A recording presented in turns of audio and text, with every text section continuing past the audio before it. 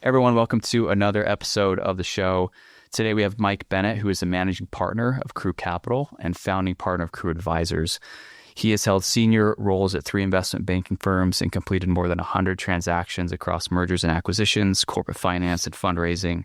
His expertise spans real estate, private equity, private credit, with a focus on providing capital solutions to middle market companies and alternative investment advisory to institutional clients. Mike serves on multiple boards, is active in charitable organizations, and holds degrees from BYU and Saïd. How am I saying that right? Yeah, Saïd. Saïd Business School at the University of Oxford. So with that, welcome in, Mike. Thank you. Thanks for having me. Yeah, glad to have you. I know that's just scratching the surface, but hopefully that covered it, broadly. Yeah. So I usually love to start by asking a little bit about your upbringing. So knowing what you've done in your career, who you are, are there any influences, parents or mentors, just general upbringing that kind of molded you to who you are today? Yeah, I'm sure. My upbringing, I used to think was pretty unique. Like I definitely believe that I am who I am. I have the drive that I have. It's because I grew up poor. Most of my developmental years, our family was homeless, and that we weren't on the streets. Kind church members brought us in, and we'd take turns living at different people's houses. And for most of my life, at least the developmental years, we were really, really poor. And I think I've always had this drive, not necessarily to be successful, but to not be poor. That consumes a lot of my thoughts now as a father. Like, it's nice I'm not poor, Yeah. But how do you artificially create that feeling for someone to create the drive that it takes to see some success? And success can be defined in a lot of ways. And that's what I'm learning, right? But for sure, I think growing up that way has had a lasting impact on just who I am and what drives me. And then, I didn't get a lot of direction, not for anyone's bad intent. There just wasn't a lot of places to grab onto. I grew up in Las Vegas in the Skylines hotel rooms, right? So I didn't really know anyone who was a successful businessman, or person. I'm sure they existed. I just didn't know them. Anyone that I thought was successful as a kid was a dentist or an attorney. Right. Those were the guys with boats, and those were the guys that had money. And that's kind of what I thought I wanted to be. So in my undergrad, I was studying to be a dentist. Got it. Because that's kind of what I thought. And so, I was the first person to graduate in my family from college. And I had really good friends in college that were really ambitious and had good mentors and parents. And I got some good direction from them. But most of it was been trial and error. Yeah. Yeah. Did you have siblings? I do. Yeah, I have 3 siblings. And I don't know, their story, but why do you think you, within your family, had that mentality of, I want to go to school. I want my life to be different than my current circumstances? Why did I react that way? Yeah. Well, I did serve an LDS mission, and my mission president kind of installed a little bit of that in me. He helped me get into BYU, which was pivotal, to have the opportunity to learn and have that education and be surrounded by really, really impressive people. Like, my time at BYU is super treasured for me. Yeah. And so that was part of it. My vice president was a phenomenal mentor and friend. And, being anxious to succeed, I was trying to study what paths led to success. And that seemed like a really easy, logical step. Yeah, that makes sense. Yeah. And did you find yourself, I think people talk a lot about like scarcity mentality versus like abundance. Did you have to battle any of that growing up in poverty? Like, I don't have enough money, or don't have enough of this or that. Have you had a mind shift at all, or was that a challenge, or is it just kind of come naturally? Interesting question. We would, the way I approached it, like if we went to McDonald's, for example, we would get one drink and everyone would share it, right? Yeah. Like, I never had my own stuff ever. Uh-huh. And so But my parents were good at making sure we didn't go without, and they understood that we needed certain things for self-confidence, and they did everything they could, sometimes living above their means, to make sure we didn't go without. But I just quickly started going out and getting it myself. Like, if they weren't going to provide it, I was going to go get it. And that was more my mentality. I didn't have necessarily a scarcity or an abundance mentality at that age as much as taking it into my own hands. Yeah. I got a job as a kid, bought my own car. And then from there, I just started grabbing it. I just went like, look, no one's going to help me. I got to go get it on my own. How have you tried to teach your kids that now that you're in a different position? Yeah, my kids are still young. So my oldest is 12, Okay. 12, 10, and 8. And I am learning as a dad every day and trying to figure it out. But part of what I think is really important is that that I be the best version of myself, and that they're going to learn just by watching. And so I got to do everything that I can that I think is important for them to become. And then I do little things that I've learned. Like, I have my oldest, she's 12, and for all of the kids, I've set up what we call the Bank of Dad. And if they do things, then they can spend the money or they can save it. And if they save it in the Bank of Dad, they get a high interest bearing account, and it teaches them kind of delayed gratification. And my 12-year-old is making stuffed animals and selling them on the corner, sells them at school. She's like, just has this hustle in her because she's so excited to put the money in the Bank of Dad. Yeah. And so I'm trying to teach them these little skills and life lessons early that I had to learn late, Right. I had no idea what interest was or how to capitalize something. That made no sense to me. So trying to teach some of those things, and it's hard. Like, again, I don't know how you artificially create the feeling of poverty. I don't think you can. My kids will never have the goal of not being poor. Right. Hopefully they'll have the goal of what I think is actually more valuable. And that's, human connection, self-worth, good relationships, service. There are things that are more important. For me, I didn't have the luxury of focusing on those things because I was so focused on the feeling of not being poor. Yeah. It's interesting. We're going off track a little bit, but I'd love to kind of get those insights. So that's great. So wanted to be a dentist. Yep. BYU. Mm-hmm. Take us from there. Like, how did you pivot? Yeah, I was not good at BYU. I tried really hard. I'd get up at 5 and study till noon to make grades in chemistry. And I just wasn't good at it. I wasn't good at chemistry. Chemistry's tough. It was tough. It's brutal. And in the meantime, I got my loan officer's license to pay for school, to pay for I had a friend who was doing mortgages. There was a mortgage boom. So I was a loan officer. And after a series of events, I ended up having my own. At the time, business online was relatively new. People weren't trusting the internet to conduct business. So no one was really doing it. And I put our products online and the phone started blowing up, and we built a pretty big business while I was studying to be a dentist. And that business grew pretty big. It was way more successful than I had anticipated. It meant to be just a little side hustle to pay for school. Mm-hmm. And I had this epiphany that this finance was so much more natural in my mind. It made sense.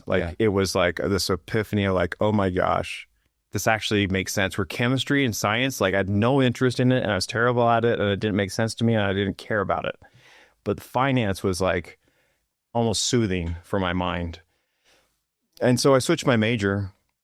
The Great Recession kind of forced me out of that business anyway, and I took an investment banking job. And that was kind of the transition from being a dentist to being in finance. Got it. So this was to the early 2000s that you were... Yeah. And then you mentioned the Great Recession kind of pulled the rug out from... Would you think you would have continued growing that mortgage business and just... What I was trying to do is I didn't like it, honestly. Yeah. I thought the barriers to entry were low. Yeah. I didn't love the people that were in it.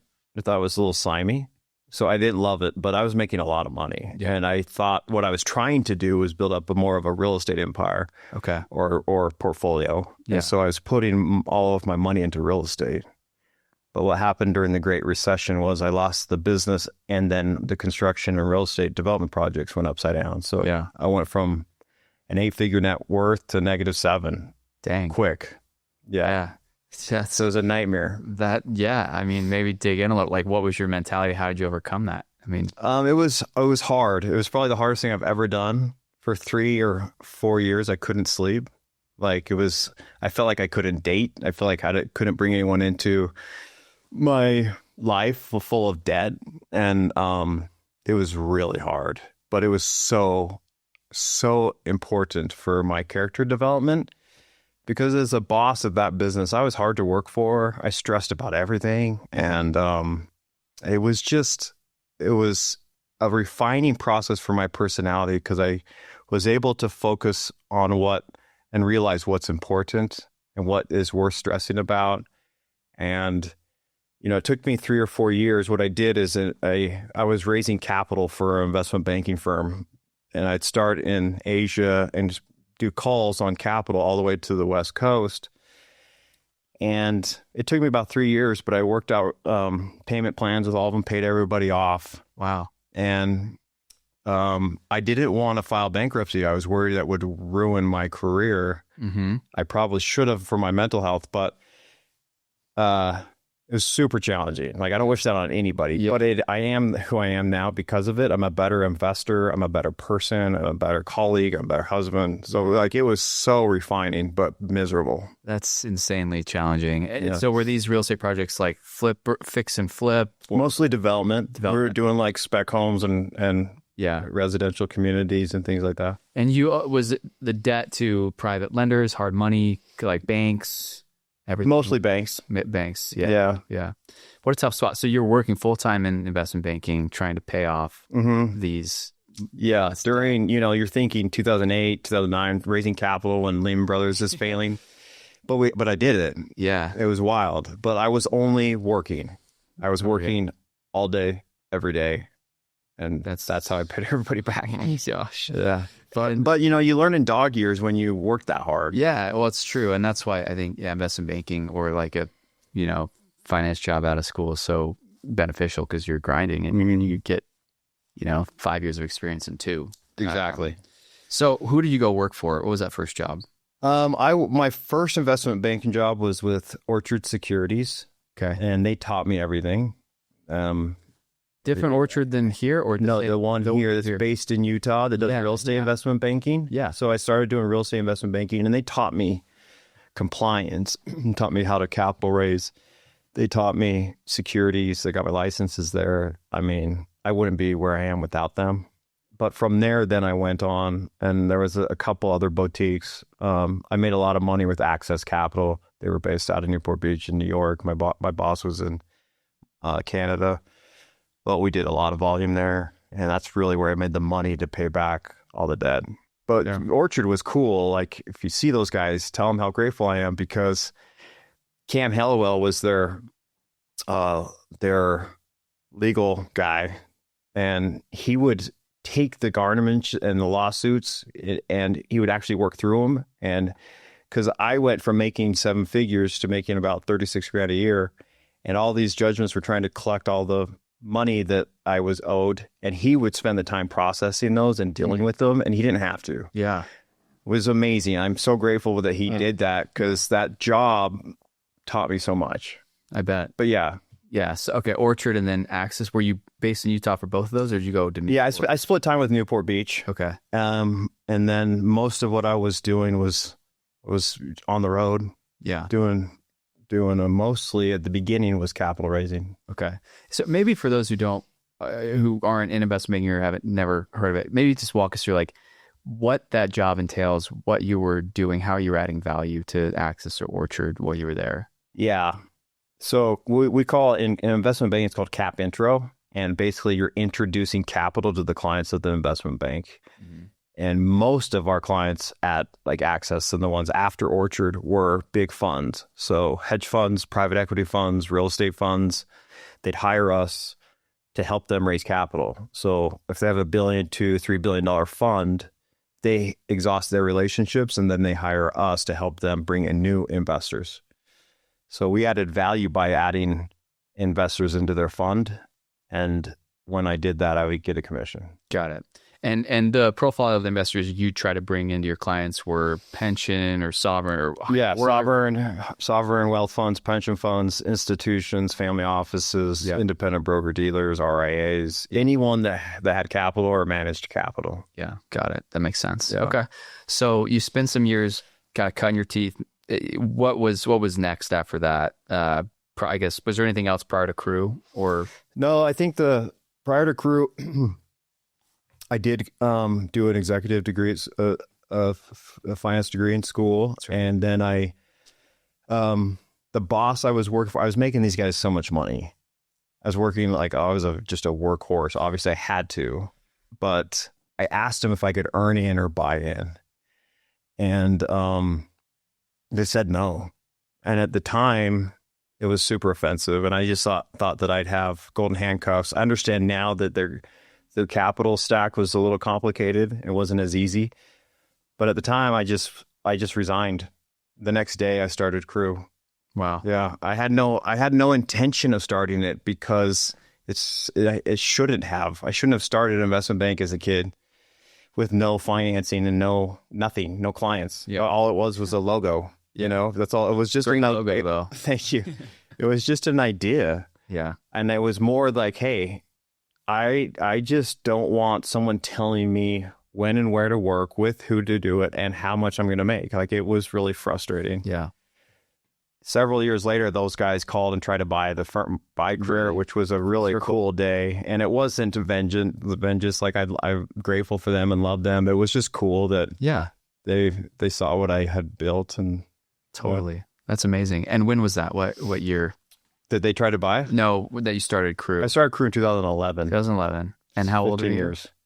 30. 30. So young, 30, going out on your own. Yeah. I mean, I love hearing, like, what was the first 6 months like? I mean, it was crazy. I called a buddy who had started a tech company. He had an extra room. I had two friends that worked with me. We were in a room with no windows. Our first client was a client that I had at the previous firm I had left, who asked if I keep working on their account. Mm-hmm. They gave me a $20,000 retainer check, and that's how we got in business. Bought a laptop. You started grinding. Heck yeah. Yeah. And it was same business model. So you had a client say, hey, can you go find some capital? Yeah, we started off only doing cap intro because that's what we knew really well. Yeah. And then we added other services. Okay. So over time, we added M&A, and we added direct investing, we added wealth management, and it's a lot more robust. As an entrepreneur, I'm always trying to think of just solving problems for business owners primarily, and that's what's caused us to expand our offering. Yeah. And was it just you, or did you have other people helping you out? Originally, I had a co-founder. Okay. And he was so talented. He's a friend of mine since we were 3, but he got a great offer with a family member, and he left really early. Okay.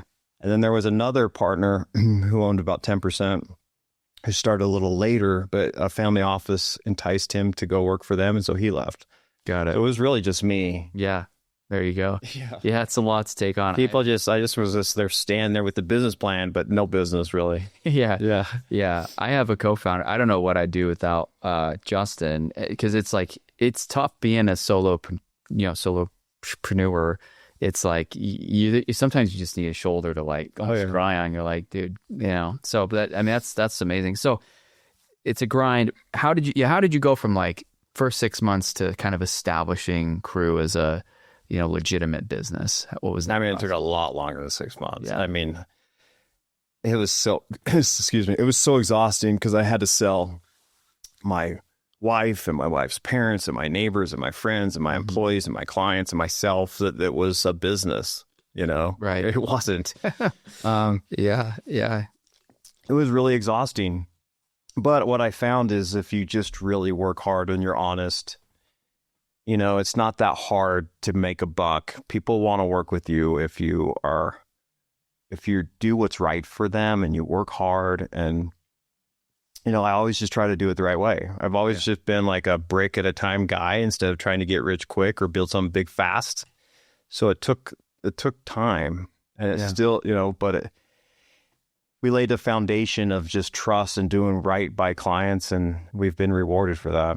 Did you have any like non-solicitation or things that you had to work through from your prior No. role?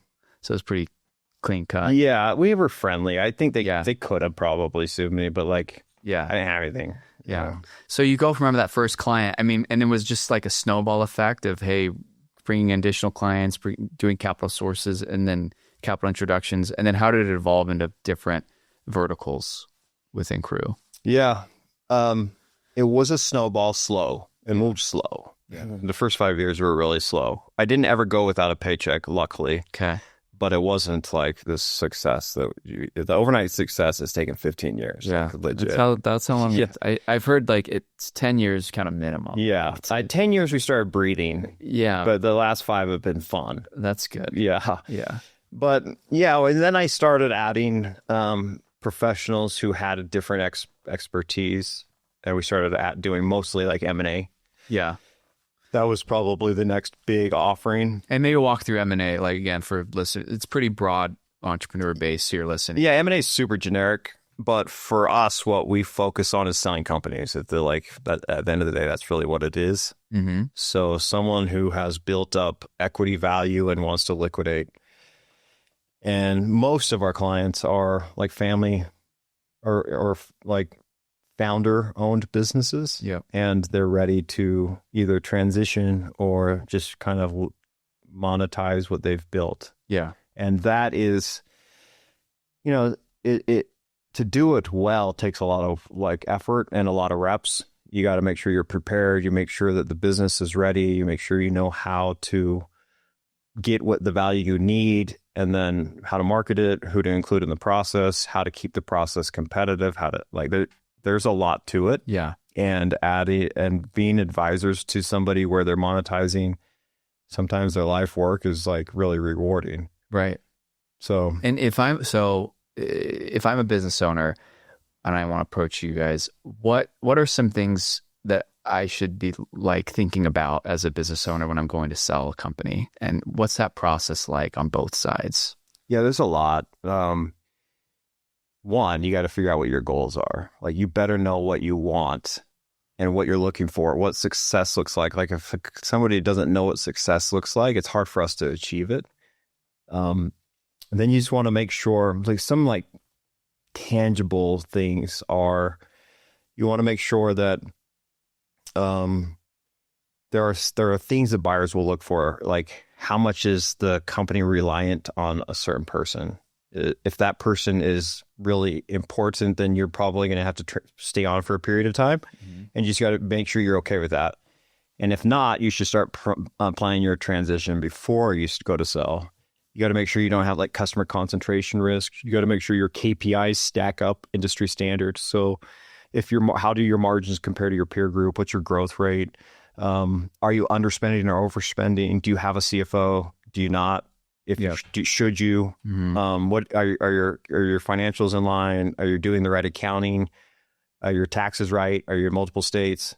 You own your IP. Like, there, I could go down a laundry list of 100 items. Yeah, and the what you just need to consider is, like, if you are going to sell, it's probably in your best interest to talk to an investment banker sooner than later and start the planning process. Right, and just have them look under the hood. There's issues, you want to get ahead of them so it doesn't keep you from monetizing when you want to on your timeline. And then do your personal planning. A lot of people don't know. A lot of business owners are good at living out of their business. They know how to buy a boat if they need a boat, but they're not good at living with a portfolio, living off of their portfolio. Yeah. And so the personal planning to make sure it's tax efficient when you sell, and that you know what the number is that you actually need to replicate your lifestyle and understand what you want to do after. Are you going to be philanthropic? Are you going to have another job? Like, you want to do all your personal planning too. Yeah. And for you guys at Crewe, compensation wise, is there any advisory fees prior to like commission at sale, or is all dependent on transaction closing for how you guys? We typically charge a retainer. Okay. Not always, but like, it's really hard to spend the time. We'll sometimes put 8 guys on a project, right, and we'll spend hundreds of hours. Oh yeah, if they're not committed. And it kind of like it helps make sure that they're committed, and it also helps offset some of the cost. But we really only really make money if we are successful. Yeah. And we offer, not everyone wants it, but we offer to do all the pre-liquidity planning for free. So if they're a client, they pay a retainer to the investment bank, but our advisors, Crewe advisors, will come in with the planners and CFAs and attorneys and CPAs and come in and make sure that your personal planning in the state is all set up correctly and that you maximize your proceeds and you understand what number you need it to sell. Right. So that when a deal comes in, you actually know if it works for you. Yeah. And is there like a recent, I mean, to the extent you can share, is there a deal you guys have worked on maybe locally that like a case study or something that's public to the extent that you can share, but any cool wins you've had recently on transactions? Yeah, we've had a lot of good fortune. There's a company in town called Better RX that was an amazing tech company. It was a really honor to work with them. They were fun, wonderful professionals, built a great business, and had a really successful outcome. I can't say the dollar amount, but it was great. Yeah, and they had one of the best investors in the world transact with them and buy them. And that was really interesting. We worked really, really hard, but we got that deal done in 90 days. Typically, it takes like 6 months. Okay. Another one in town we did this year was Tag and Go Car Wash. Yeah. Most people know Tag and Go. Yeah. They're also really, really good founders and operators and people. Theirs wasn't to sell. We just helped them capitalize it. So they still have a roadmap of growth, and then one day they'll do a liquidity. That was so I had Connor on the show. Oh, you did? Yeah. Yeah, he's great. He's a just awesome guy. He is. And that's cool. That's cool to hear. Just doing because I think people in Utah love to see the success stories and the exits and some of these acquisitions and deals go down. So that's great. And on the advisor side, was that just a natural evolution for you guys? Because you mentioned all the pre-planning. When did you start up Crewe Advisors, and what's that been like? Yeah, we started Crewe Advisors 10 years ago. Okay. So 5 years after we started the investment bank. And it was twofold. It was one, how do we provide a better offering? Most investment bankers don't want to work with a wealth manager because they're like, hey, don't touch my deal. Don't blow this up. Don't tell them what they can't do. Most investment bankers don't play nice. Yeah. But it's a disservice to the seller. Like they should have their advisors have their back, working together, doing what's in their best interest. And it's they're not all that way, but there is something to the investment banker has the reputation of not playing nice. And it just felt weird, when you see these people in these life-altering events not having the best advice and people that are like genuinely trying to figure out what's in their best interest. And so we started it just like, hey, let's come in and help them, and we're all aligned. And sometimes the advice is, hey, you're not ready to sell. That's fine. I just feel like if we give them good advice, they'll come back. Right. And and to make sure that they're maximizing this event, and because if you get the planning right, it's so impactful. So it helps you achieve your goals better. It's more tax efficient, and it's easier to build a legacy. And the way that kind of came about is when I was at my previous firm, I was selling, I was raising capital, and there was a guy I would call on who had some wealthy families, and he would work with me on coming up with some alternative investments for his wealthy families. And when I told him I was going to start Crewe, he's like, hey, man, I believe in you. Let me help you. And he actually gave me $100,000 for 33% of the business. And at the time I was like, man, that's so nice. He believes in me because there's nothing here. But a couple months into it, I'm like, if I'm successful, that's way too expensive. So I gave him the money back and retained the ownership of the business, but he believed in me before anyone else. And that was just so monumental. And he had a partnership that wasn't going the way he had hoped. So he called, and that kind of aligned with what I was trying to do and what he was trying to do. So he came in and is the managing partner of Crewe Advisors. Okay. He had a book of business. So I think he was managing around $200 million. Okay. And from the last 10 years, we've grown it to almost 3 billion and supervise on almost 5 billion. Wow. That's amazing. And do you guys have like a minimum investable assets that you like to bring in? I think we have a stated, but the only real reason we have it is like, we want to make sure we can add value, and that it's good for the person and it's profitable for us. But we'll work with anyone who I think actually needs the service. Sure. Because we're really in the weeds on planning. So it's like, it's not just investment management. Kind of like, we've kind of see it as like a family CFO. Yep. Anything that touches them personally, we want to like be involved in financially. Yep. And so as long as there's some complexity there and some size that makes sense, then we'll work with them. Yeah, that makes sense. Especially like pre-liquidity. Maybe they don't have the assets now, but Yeah. How much of your business between Crewe Advisors and kind of the investment banking side, how do you split? I mean, I guess, how would you gauge your time allocation to each one? And then like from a revenue and bandwidth standpoint between the two? Yeah. So I'm the managing partner of Crewe Capital, and my partner is the managing partner of Crewe Advisors. Okay. So we're split that way. I kind of run the investment bank. He runs wealth management. And they're separate balance sheets, separate professionals, separate regulators. Mm-hmm. We try to keep them separate so that there's all the good intention of being a fiduciary with the wealth management businesses intact, so that there's no conflicts. And the really only overlap is I have ownership in both. Okay. Most of my time spent at Crewe Capital. So I work with the business owners, helping them monetize and get liquid. And then what happens is then a lot of them, not all, but a lot of them will come and work with us at Crewe Advisors, and then I'll work with them on their personal investments. Yeah. So we'll use the investment banking skills for deal making to help them when they're making direct investments. So if you had a big liquidity event, you used to be a borrower and an operator, and now you're a lender and an investor. Mm-hmm. The skills are the same. So it's nice for that person. They know they're bankers, and now they can use them when they're making these direct investments. So if their brother-in-law's pitching them on a deal, or they get a unique opportunity, we can dive in and help them like think through that, evaluate it. Yeah. And is it pretty common to have a firm with both the IB and the advisor like collectively? I mean, it's like as old as time as far as Wall Street goes. Yeah. But on Main Street, like, it's very rare. I don't know anyone in town. I don't know anyone in the Mountain West. Like, I don't know why it's not. Yeah. I think it's complicated. Most people, like, wealth management is a lot more common and a lot easier.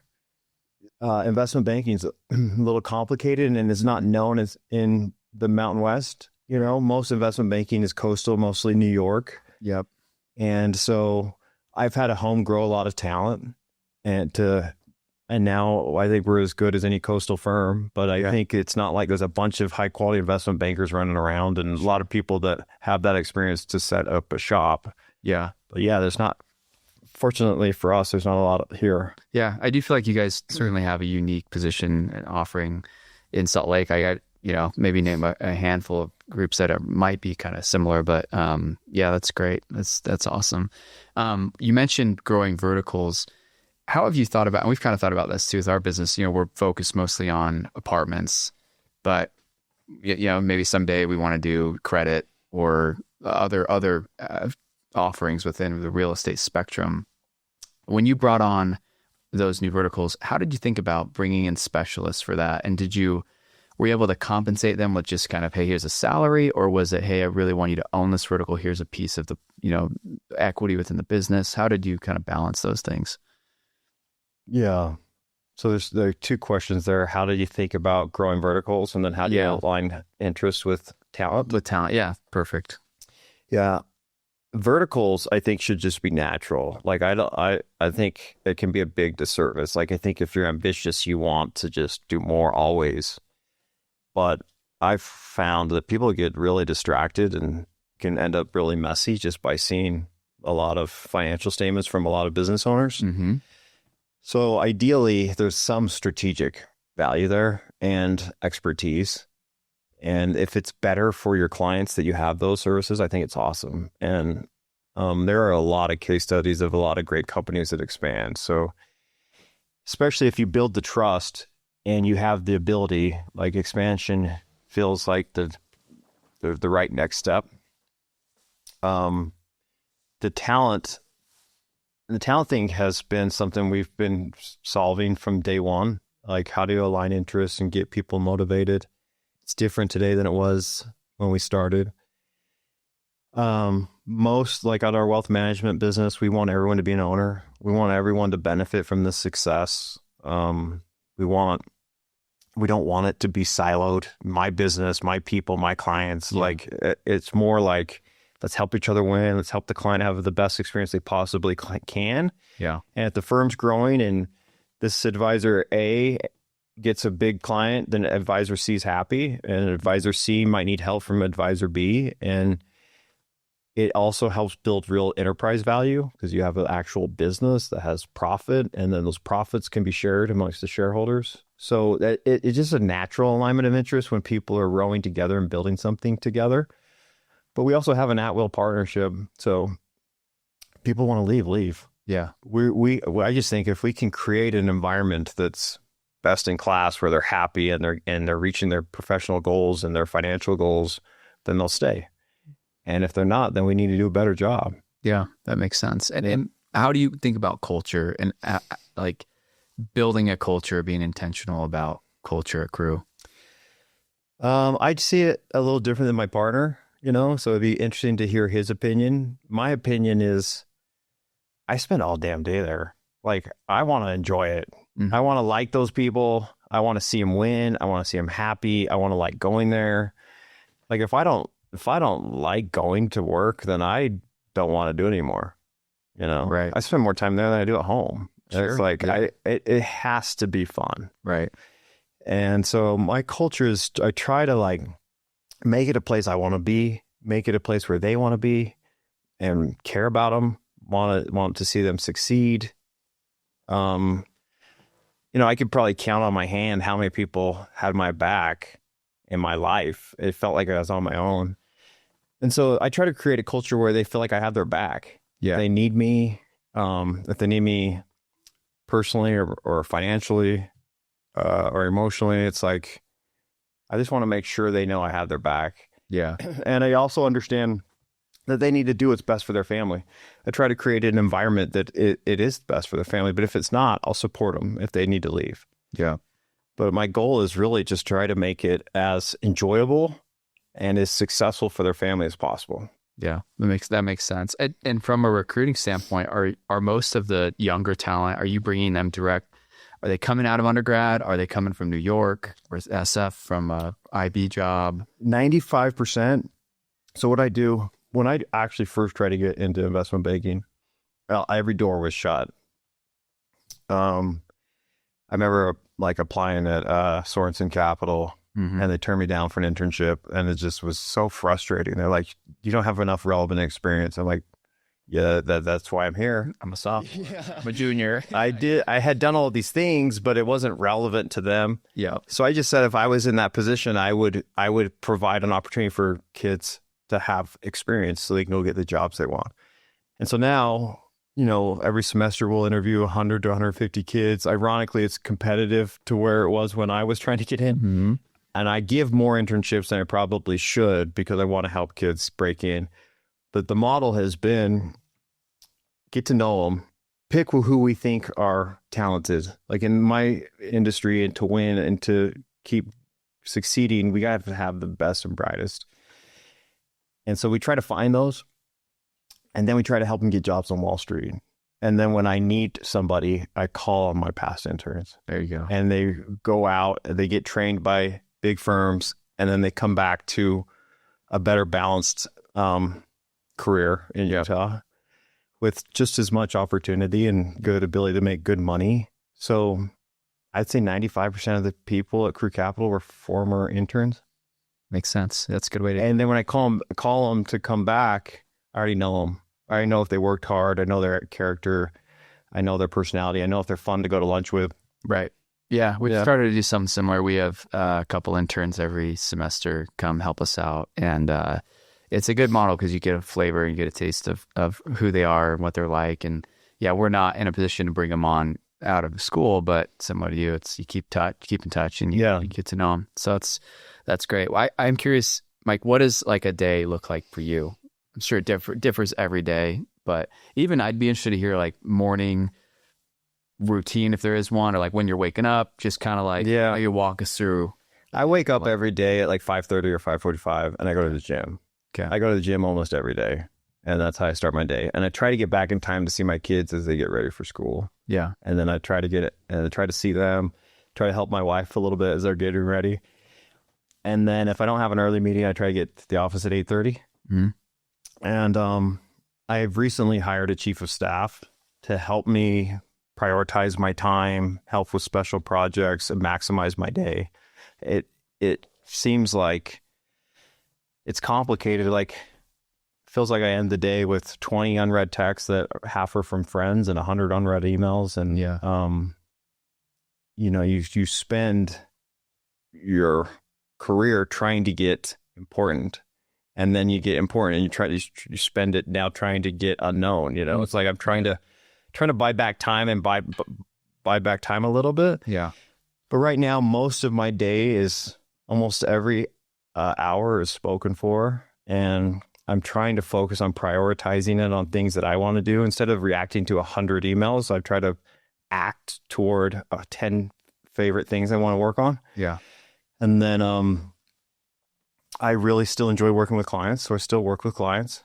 And I spend a lot of my time now on direct investing. I find that really rewarding, using the skills I built for 20 years to kind of grow capital. And then I'm very involved in philanthropy. I spend a ton of time there. And the other part of my life that's been a big priority is golf. Sure. I try to blend work and family with golf. It's been a passion of mine. So I try to pencil that in as often as I can. Do you have like an outcome in mind for Crewe or for your life? Like, I know a lot of people feel like they're working towards an exit or like some event. Or for you, is there anything like that on the horizon? Or it's like, do you have kind of this vision or anything that's... No, I think about it every day. I think about money and the business every day. So I'd be lying if I don't have like scenarios. But what I've really learned of what I'm really chasing is peace and financial independence. Yeah.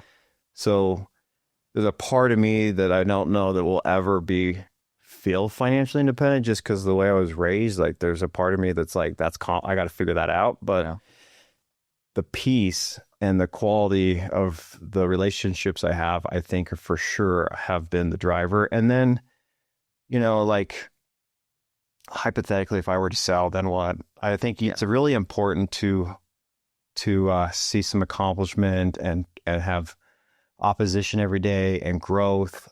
And last thing I want is my kids seeing me like running around the house at 10. Like, I just don't think it's a good example for them of how a work ethic. Yeah. And so part of my mind is balancing, like, maybe I'm eventually shift some of the work ethic toward service and lean more toward the charity that I do, lean into that a little harder.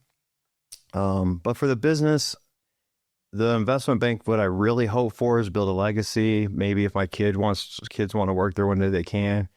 But I'd love to see the guys I work with to see success. Yeah, that's great. I mean, all the boats rising with the tide. But I mean, that's really insightful. And I think a lot of people think about an exit or retirement, but then to your point, then what, it's kind of all... It's complicated because you want to, want to take away the hard work. Yeah. But that's where all the growth is. So it's counterproductive. And so you also can't teach by taking away all the hardship. Like, how do you teach somebody anything? How can they grow? And how can they learn from their dad if he's not doing it? So it's complicated. Yeah. But I do hope to pull back a little bit. If anything, I want to prioritize sleep as I get older. Yeah. Better recovery, stuff like that. Yeah. Yeah, that all makes sense. I did want to ask you I was looking through your guys' website. I mean, us as a real estate operator and sponsor, just simply kind of curious, for a group like us, we've operated more on a deal by deal SPV basis. But how do you work with groups like us, real estate, or whether it's real estate or another type of operator sponsor who's looking to raise capital either for a direct deal? Let's say it's an apartment project, development, 25 million of equity, something like that.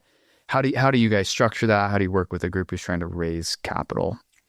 Yeah. So raising capital is in our DNA, right? Mm-hmm. I have a partner in New Jersey who's a lifelong capital raising professional. So we still do it. He has a team of capital raising professionals.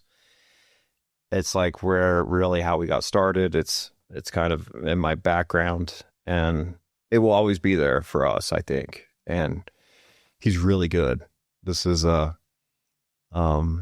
he played basketball and golf at Princeton. He worked for the big banks. He's a member at Pine Valley, which is the #1 golf club in the world. Mm-hmm. Very, very sharp and very kind. And we still have clients where we raise money, and he leads that business for us. I still help on occasion, but the plan is for us to keep that so that we can raise capital for some of our own deals. And some of our own deals may be partnering with a group like yours and saying, hey, you guys have this apartment project, you need 25 million capital. Mm-hmm. Well, maybe our family office will put in 15 and we'll go raise 10 with my colleague Brian through institutional capital channels or family offices. And so we do consulting on what's the best source of capital, what's the best cost of capital, what's the best way to structure your offering as a sponsor. Is it best project by project or a fund or another vehicle? And there's pros and cons to all of it. I mean, what do you think about that? Just we've had that conversation with RIAs and other groups, like in individuals, fund model, direct. Do you have a strong preference, or do your clients have a strong preference? It just depends. I think you don't have the luxury of having a fund early. So it's not even an option. It sounds like, I think a lot of sponsors would be like, we've chosen to do it this way. It's like, yeah, it's the only option. Mm-hmm. No one's going to do a first time fund with a young sponsor. Right. A fund can be awesome because there's management fees and there's diversified credit risks, mm-hmm. and there's one capital call. So it can be really, really good. And then that's probably the optimal solution. And that's probably why the big managers and the big allocators like funds. Right. There are some interesting parts to a direct deal, though. Like a family office or a high net worth may not want to be in a fund. It may not want to be tied up for 20 years or 10 years. Right. 10 years more likely. And they may want to, there may be some tax benefits or some depreciation, and there may be a different structure. You can structure the model for that capital, and maybe they get a return of principal in a pref position, and then, mm-hmm. or there's different things you can do. If it's just one family, you can help with generational planning. Yeah. And so there's a lot more flexibility with the individual asset, and then the capital can be like, I actually don't like that. I'm not going to do it. Right. Or I actually like that, and it's not a blind pool. So I think what we found is some of our real estate sponsor clients end up doing both. Yeah.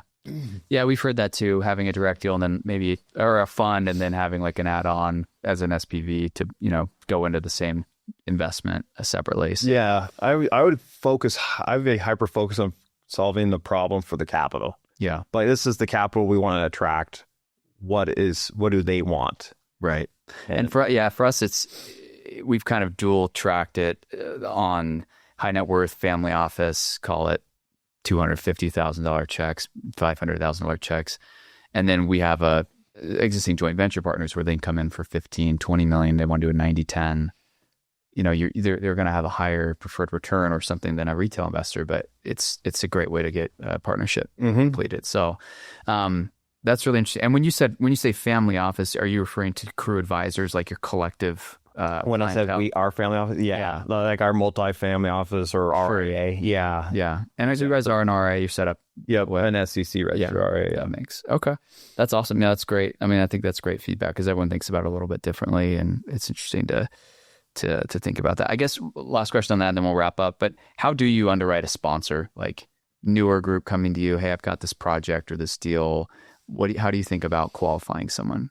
I mean, we have a process. That was always, when I was raising capital, I'd always have to go through the due diligence process when they were underwriting the sponsor, and we still have clients that happens. And so we know that process well. So on the flip side, there's a lot that we'll replicate, but a lot of it is learned through time. Yeah. So you build a relationship with someone. You do like the typical due diligence, right? You make sure they say they are who they say they are, but then you build a relationship of trust, and it's really what it comes down to. Yeah. It's hard to underwrite fraud. I think what you're trying to avoid is like fraud, Right. and you're trying to avoid losing money. And so you want to make sure there's a good alignment of interest, that maybe there's sponsor participation, there's really good reporting.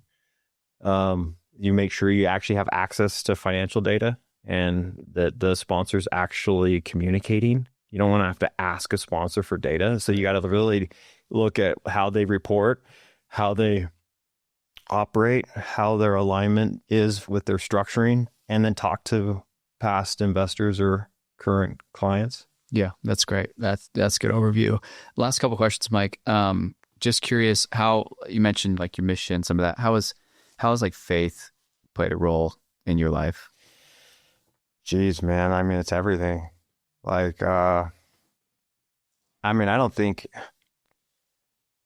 I think like the wounds I have from a kid would have manifested in a bad way if I had not had faith. Yeah. I've been fortunate to have a roadmap of how to get what I want out of life through the faith.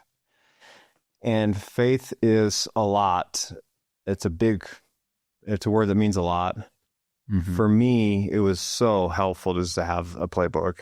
It's just like follow the playbook, keep it simple. As long as it's working, don't deviate. So for me, it was really what I needed. And to this day, I'm active and love it and grateful for it. Yeah. The things I value most are directly correlated to the faith. Yeah, that's great. I agree. It's a foundation. Yeah.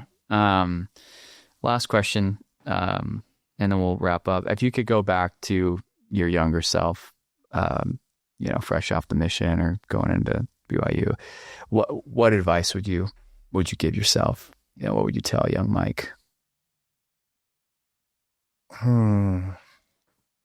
I would probably say just chill out. Just enjoy it. Enjoy that time period. I was so focused on like, how am I going to provide? How am I going to, how am I going to make a living? What's next? How am I going to trick someone into marrying me? Like all that stuff was like so consuming. And I don't know, maybe it's not for everybody, but at that stage in my life, it was for me. And I would say, man, just enjoy it. Like it's going to work out. Like stick to your standards, but like just try to enjoy each step, each process. You get older and you realize there's no finish line. So like you got to enjoy the process. Like just enjoy it. Love it. Well, great way to end. Thank you so much for being here, Mike. No, thanks for having me. It was fun. It was great. Yeah. Thanks so much. Absolutely.